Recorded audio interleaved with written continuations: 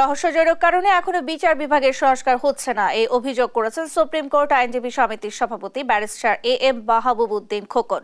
দুপুরে Bangladesh supreme court আইনজীবী সমিতির মিলনায়তনে সংবাদ সম্মেলনে ব্যারিস্টার খোকন বলেন, সুপ্রিম কোর্ট সহ সারা দেশের অধীনস্থ আদালতে এখনো সিন্ডিকেট আছে, কিন্তু তা সংস্কারে এই সরকার চলছে ধীর গতিতে।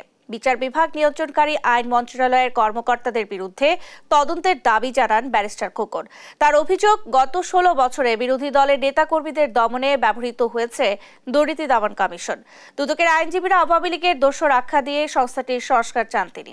একই সঙ্গে নির্বাচন কমিশনেরও সংস্কার চেয়েছেন ব্যারিস্টার খোকন। বিচার বিভাগকে ব্যবহার করেই সরকার ক্ষমতা ছিল। সব সেক্টরের আগে বিচার বিভাগ সংস্কারের দরকার ছিল। বিচার বিভাগ যদি শক্তিশালী হয়, দুর্নীতি কমে যাবে। বিচার বিভাগ শক্তিশালী হলে দেশে অর্থনীতি চাঙ্গা থাকবে। বিচার বিভাগ শক্তি থাকলে আর্থিক খাত ব্যবস্থাপনা ভালো হবে। বিচার বিভাগ শক্তিশালী হলে আইন শৃঙ্খলার উন্নতি হবে। কিন্তু বিচার বিভাগ নিয়ে সরকারে পর্যন্ত যে সংস্কার অনেক ধীরগতি, কোনো অগ্রগতি নেই।